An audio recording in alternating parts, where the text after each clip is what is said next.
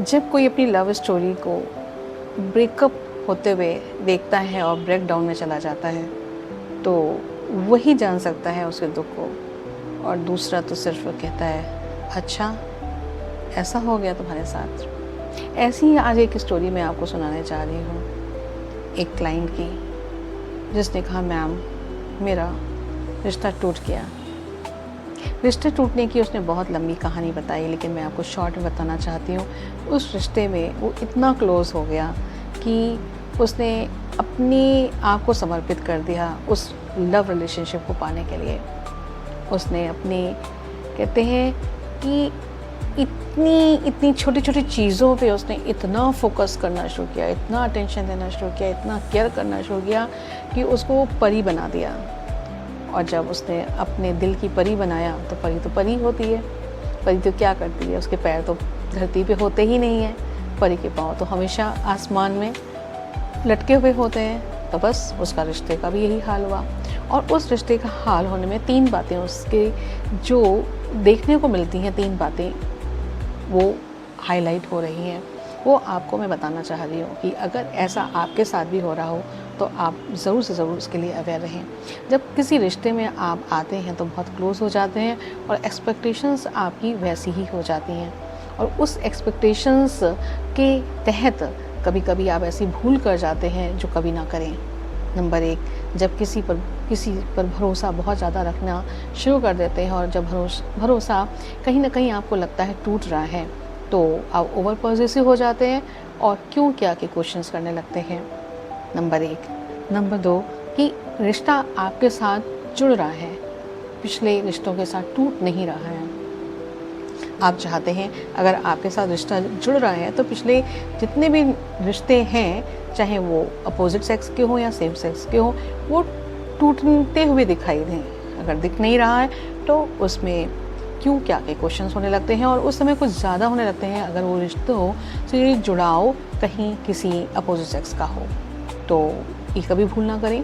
तीसरी भूल, कि अगर कभी कोई ऐसी स्थिति आ जाती है जिसमें फ़ोन ही आ जाता है आपके सामने, फिर क्या करेंगे आप? तो आप करते हैं कि उसे बात ना करें, या उसे ब्लॉक कर दें, या कब से वो फ़ोन आ रहा है, क्यों आ रहा है, क्यों कर रहा है या क्यों कर रही है। तो क्यों क्या के क्वेश्चंस अगर जवाब करने लगते हैं तो दूसरों को अपनी फ्रीडम जाती हुई दिखाई देती है, और कोई भी अपनी फ्रीडम को नहीं खोना चाहता। और फ्रीडम तो माँ बाप के द्वारा भी नहीं खोना चाहता।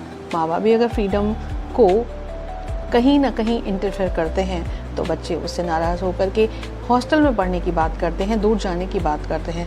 फिर तो ये रिश्ता हमारा बड़ा नाजुक रिश्ता है, जो एक दूसरे के साथ बनने के लाइफ टाइम की कमिटमेंट करने वाला रिश्ता है, जो स्टार्ट पैशन से हो रहा है, और केवल पैशनेट तक ही रहें, पैशन तक ही रहें। जैसे रिश्ते की स्टोरी होती है कि passion, commitment and communication. So communication और पैशन तक रहने के लिए एक लंबा पीरियड होता है, और फिर कहीं कमिटमेंट की बात होती है, और कमिटमेंट्स और इंटीमेसी में कन्वर्ट हो जाती है। और हम क्या शुरू कर देते हैं कि पैशन होने के बाद तुरंत इंटीमेट हो जाते हैं, और इंटीमेट होने के बाद कम्युनिकेशन के जो वेज़ हैं उसमें अपनी स्किल्स को, एफ़र्ट्स को नहीं रख पाते हैं, जिसकी वजह से रिश्ता ब्रेकअप हो जाता है। और इस रिश्ते के ब्रेकअप होने पर आप क्या और कैसी घुटन से आपको गुजरना पड़ता है, उसमें anxiety, panic attack, dissociative fits, sleep disturbance, eating disturbance, headache और डिप्रेशन। और कभी कभी तो कोई लोग डिप्रेशन में आके इतने होपलेस और वर्थलेस फील करते हैं कि जीने की चाह ही बंद कर देते हैं। तो शायद अगर आपके साथ भी हो रहा हो तो आपको शेयरिंग्स की बहुत ज़्यादा ज़रूरत है। आपको अपनी इमोशंस को रेगुलेट करने की बहुत ज़्यादा ज़रूरत है। आपको किसी न किसी सपोर्ट की या एक प्रोफेशनल सपोर्ट की बहुत ज़्यादा ज़रूरत है। अगर आपके पास कोई ऐसा सपोर्ट है तो बहुत अच्छी बात है, अगर नहीं है तो आपको प्रोफेशनल हेल्प लेने के लिए बिल्कुल भी हिचकने की ज़रूरत नहीं है। आप ज़रूर से ज़रूर आप प्रोफेशनल हेल्प लें, और अपनी समस्या के लिए, ब्रेक थ्रू के लिए आप थेरेपी लेना भूलें नहीं। उसके लिए आप आगे बढ़ कर के थेरेपी लें। तो बस आप मुझसे कनेक्ट हो सकते हैं, कांटेक्ट कर सकते हैं। मैं doctor Anjali Gupta, relationship expert and RCI का psychologist, tarot reader, hypnotherapist, PLR expert. आपकी हम मदद बहुत तरह से कर सकते हैं। इसी के साथ हमारी शुभकामनाएं, आपका जीवन मंगलमय हो और दिन सुखकारी हो। धन्यवाद।